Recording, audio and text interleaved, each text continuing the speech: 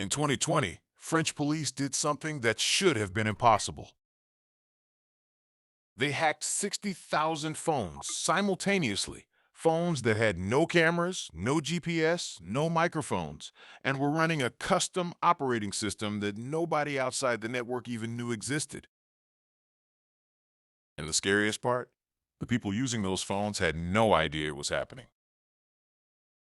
They kept typing, kept planning, kept sending messages they thought were encrypted forever. They weren't.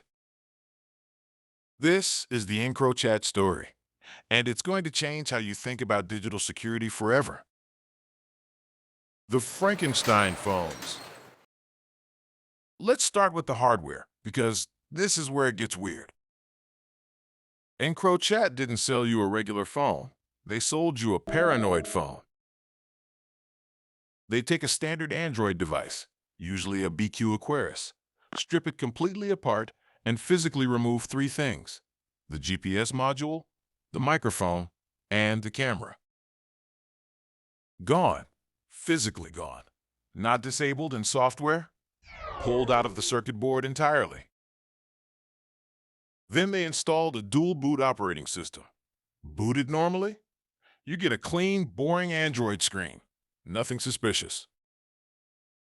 But if you press the right button combination, you drop into a completely hidden EncroChat OS, encrypted messaging, anonymous handles, no trace. And this wasn't cheap. We're talking $1,500 to $2,000 for a 6-month subscription. These weren't burner phones. These were luxury burner phones, the Rolex of criminal communication tools. The network and the panic button. But the hardware was only half of it. The network itself was engineered to be invisible. No central user directory, no SIM cards linked to real identities. Every user operated under a complex anonymous handle, and all traffic was routed through offshore servers designed to leave no footprint. And if anything ever went wrong, if you ever felt compromised, there was one final layer of protection. The panic wipe. One specific PIN. That's all it took. Type it in, and the device's entire hard drive would be wiped instantly. No data, no evidence, no case. From a cybersecurity standpoint, this was genuinely impressive engineering.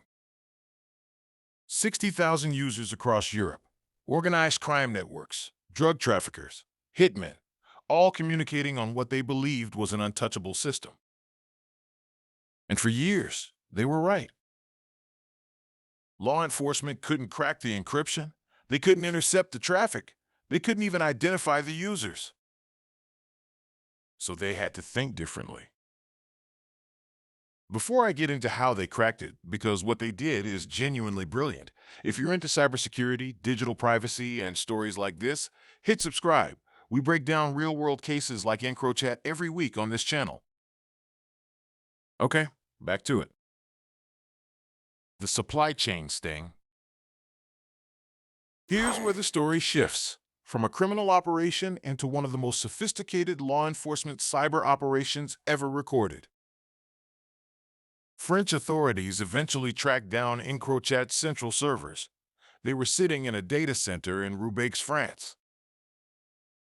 Now, the obvious move? Shut it down, seize the servers, make arrests.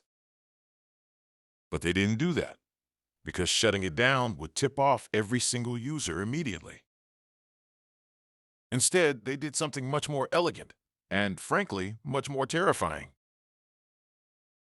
They secretly cloned the servers, mirrored them, gained full access without touching a single device.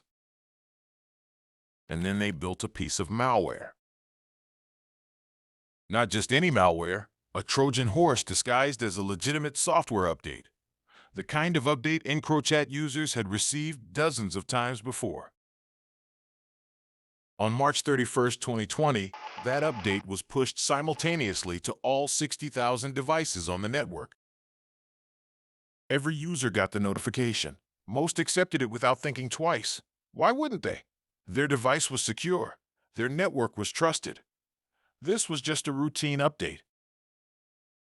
It wasn't. Here's the part that makes cybersecurity professionals lose sleep at night.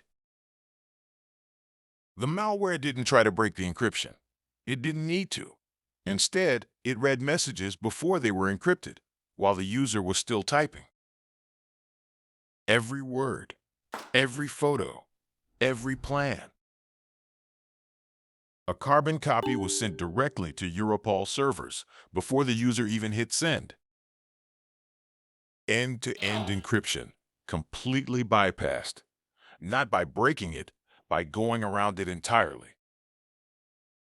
That's the Endpoint Paradox. You can have the most powerful encryption in the world, but if the device itself is compromised, encryption means nothing. The data belonged to law enforcement from the moment it was typed. The data avalanche. What came next was staggering. For months, French police and Europol watched in real time as 60,000 criminals communicated freely, completely unaware they had an audience. Millions of messages per day, drug shipments, financial ledgers, hit lists, entire syndicate structures laid bare. But intercepting millions of messages a day creates a new problem. How do you actually process all of it? This is where modern computing power took over. Europol deployed massive server farms, GPU arrays, the kind of hardware you'd associate with AI training, running machine learning algorithms to sort, translate criminal slang, map crime networks, and connect the dots between anonymous handles and real-world identities.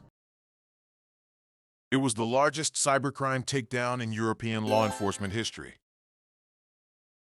Hundreds of arrests across the UK, France, Netherlands, and beyond. And it all started because someone accepted a software update they thought was safe. Here's what I want you to take away from this. And it's not just about criminals on encrypted phones. The endpoint is always the weakest link. Always. It doesn't matter how strong your encryption is if the device reading that encryption is already compromised. Governments know this. Hackers know this. Now you know it too. The next time you get a software update from any app, any service, any platform, that update has full access to your device. That's not paranoia. That's just how software works. EncroChat's users trusted the update because they trusted the system. That trust was the vulnerability. If this kind of content is useful to you, real cybersecurity stories with real lessons, subscribe, because this is exactly what we do here. And if you want to go deeper on endpoint security and how to actually protect yourself, I've got a video coming next week that breaks it down.